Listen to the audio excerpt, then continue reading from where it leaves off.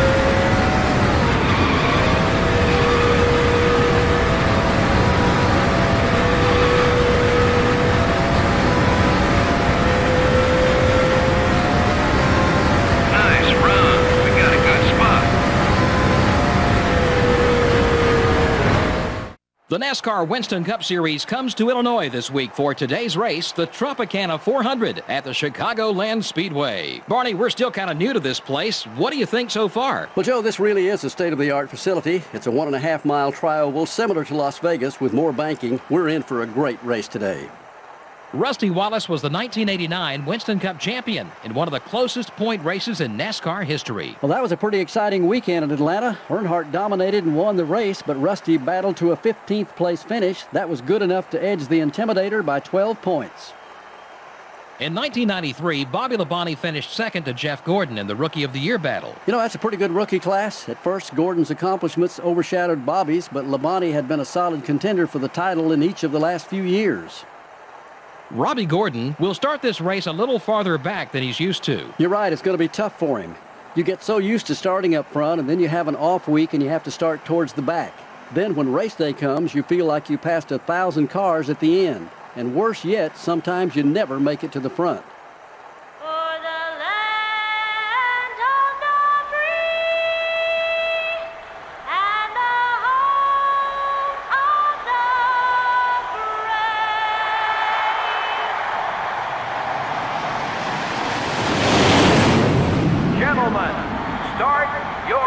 breakdowns.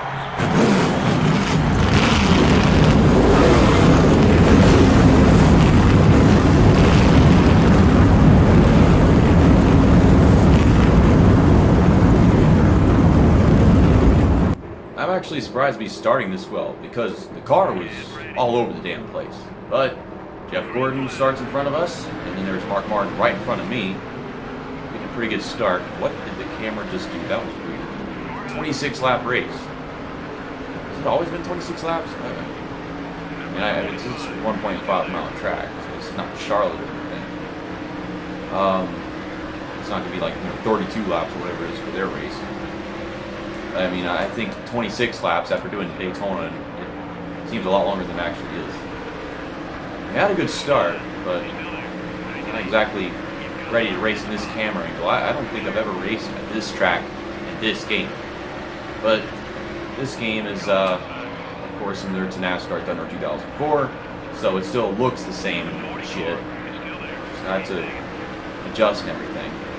Damn, I was just not going very hard at it on the first lap of my qualifying. Is that Matt Kenseth going for the lead? I think that's who that is. But, my second lap of qualifying was pretty good. I was kind of smoothing it out.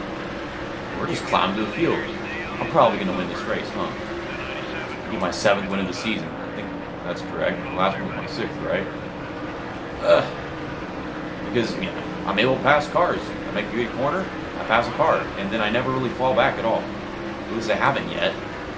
Watch my picker make a mistake, and then my chances of winning a race that's being handed to me are taken away. My last win was Michigan. After I did that one, I said we can almost guarantee that we win Michigan the second time. I want to win Pocono. Pocono, the second Pocono race, is actually after this one. I saw that on the schedule before I started recording. So Jeff Gordon's fallen back. Just one spot, and there's Mark Martin who's moving forward with me. So I mean, if in the end I win this race, it's not going to mean very much if Jeff Gordon and Mark Martin both finish like 2nd and 3rd or something. So as long as the picker doesn't mess up, I think we can win this race. As long as I don't mess up, but I'm not going to mess up. I can't be taking corners like this. If they're going to block me, then they're going to block me. But that does not mean drive it all the way down to the bottom. Sterling Marlin's trying to get around me, and I know he just lost a bunch of points, so I wouldn't blame him. Wow. This car does not like starting a turn up here. That was weird. First it said I wasn't falling back, and now I'm actually falling back. I don't know. It just did not like that angle. It just stayed up there whenever I took it like that. I gotta stay in the middle going into corners. Of course the tires are starting to take somewhere at this point in the run. About halfway. I'm losing front end grip. I mean, it's a good race. We start well, but that doesn't mean that we don't have as many cars to pass. Therefore, it being easy. I'm struggling to pass cars now with how stiff it's getting on me. Sure, I missed that corner because I went into it wrong earlier, but I think I'm actually getting lots of front end wear. Good run to the front stretch this time. Rusty Wallace lost the lead, actually, to Matt Kenseth. Jeff Gordon, don't wreck Matt Kenseth. This wrong gear, Jeff Gordon. Don't do this. Oh my God. I've been contemplating whether or not I ever do another Let's Play with Tony Stewart and Jeff Gordon, my 2 favorite drivers of all time. Because those are like the first Let's Plays I ever did on this channel with Tony Stewart and then Jeff Gordon on NASCAR Thunder 2004. But I've been doing this for so long, and you figure I want to do it again in a different game and race with different paint schemes and stuff. Jeff Gordon was just spectacular in almost every year of his career. He didn't wait until he'd become all washed up, like Tony Stewart and Dale Earnhardt Jr. and Jimmy Johnson and Bill Elliott. Oh my God. And Richard Petty. But yeah, I would have so many years to pick from and so many different paint schemes. All my favorite paint schemes whenever he had Pepsi cars and shit, Oh my God. And the DuPont cars. Maybe I should do a Let's Play with Jeff Gordon whenever he had the rainbow car instead. I tried passing him, but I gotta slow down more to take the corner from the bottom. They're really good in this game. They're very competent. They're more racy in this game than Thunder 2004. I'm not trying to help Jeff Gordon pass Matt Kenseth. He's just being very competitive with me. It's like he couldn't do it until I was here. Now that I'm here, he's antagonized to it, wanting to compete. We're going to go 3 wide into turn 1, and I don't think it's going to be pretty. Ugh. Gotta really smash the brakes, not go up into him. I helped him make the pass. It sucks. I'm not getting a good one off or 2. We're great in. It's just going off, but I don't really have it. Matt Kenseth just got himself underneath me. And now I'm helping Matt Kenseth pass Jeff Gordon. Steer it, JC. Steer it. Keep on pushing him. Go. I'm arrow pushing you. Push you. Go, Kenseth. Push you. Forward you go. Do it. Ugh. I'm trying to hold my ground and actually stay with him for once off the corner. Getting tight and almost making contact and shit. I think I've done a pretty good job of avoiding contact. You can see the car starting to kick out sideways and skid and shit because I'm oversteering. You can only steer so much until the back end starts kicking out and you say you can't do it any more than that or I'll wreck. I don't know if I've led a lap yet, to be honest. We've gotten good runs past one of these guys, but couldn't actually finish the job. I'm always getting that run off of turn 2! Now I'm running up the track. Here comes Jeff Gordon. This is amazing. I don't know when they're going to pit. If they pit at the end of this lap, that's going to do them better for the rest of the race. No, they're sticking with me. I'm going to pit at the end of 13, and if both these guys pit with me, we're going to stay quite competitive throughout the end. But I think I'm getting clean air now. My thumbs are starting to hurt from trying to drive this thing, even though I'm not racing anyone anymore. Freaking car is so stiff on me. Now, I know it's Chicagoland, JC, but let's not speed into pit road, okay?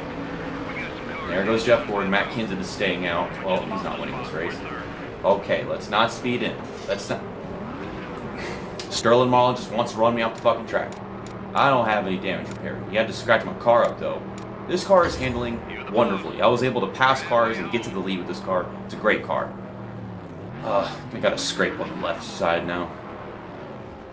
Yeah, the right side's perfectly clean, so yeah, I don't think we made any contact throughout that entire run until Sterling Marlin just decided to drive up into me as I try to enter pit road. I don't see any marks on that side. We got all the dead bugs and debris and shit. I was saying that we could win this race if they don't do that, and then they did that! Look at all these guys beating me off pit road because of that. And those are drivers that I never even saw on the first run. You've got to be kidding me. Okay, let's not come up onto the track and wreck ourselves. Okay, behind Todd Bodine. So these are a bunch of people that haven't pit yet and stuff. We know that much. But we came out behind Johnny Benson and Tony Stewart. I think that was Tony Stewart, right? 20 car? And we never saw them prior to the first half of the race. Which means I think we just lost a ton of ground. Oh... It was too good to be true. I knew it was a possibility to mess up the pit stop, and we wouldn't win the race. And yeah, I mean, we had just gotten the lead. So if we do win this race, it's going to be a miracle, and it's going to take a lot of. I'm going to have to drive this car even harder than I was in the first half. Now I got this slow traffic. People haven't pit yet. And I guess they pit much later than the rest of the field. Not Jeff Gordon. Jeff Gordon went at the same time with me, and I think I see Jeff Gordon up there now, right? Hardly visible.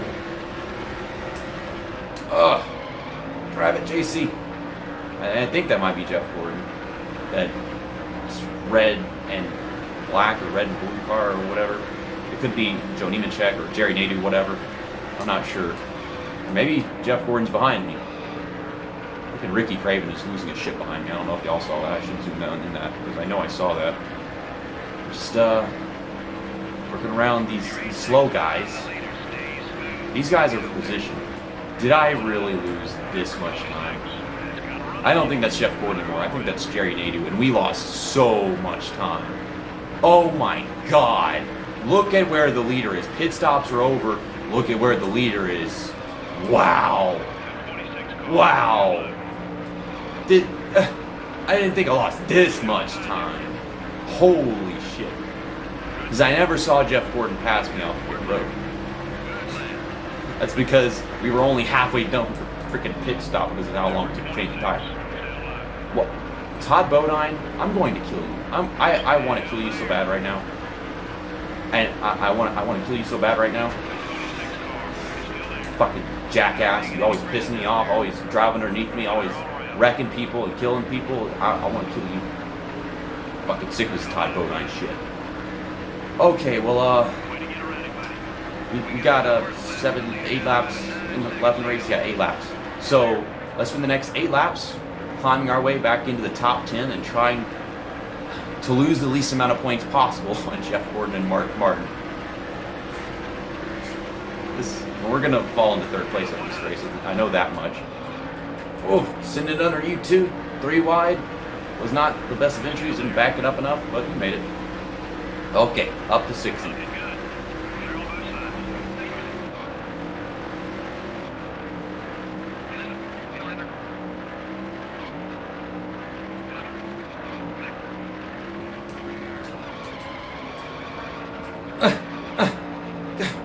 This car can't do that anymore. Front tires are worn all over again. I'm giving it all I got to make it back into the top 10. That's not even possible. The field is insanely spread out, which, I mean, it's only a 26 lap race, so I don't know how the hell within 20 laps, like, it's this spread out to the point where I can't climb back to where I was, and they're like just 20 car lengths apart and shit. And I'm trying to pass him, and he's making it difficult, and I drive my heart out just to get into 15th. 15th is where we're gonna finish. Leave me alone. I'm so pissed off right now. Yeah. Well, leader coming off of turn 4 right now, and Jeff Burton is fast as all shit somehow. And now up my ass. 15th. I finished worse than I started.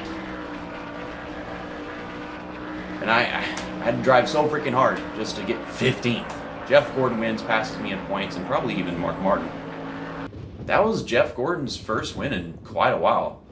Last time he won a race was freaking Las Vegas. That race was a disaster, so I don't want to remember any of that. But yeah, he won that race, and he also won the Daytona 500.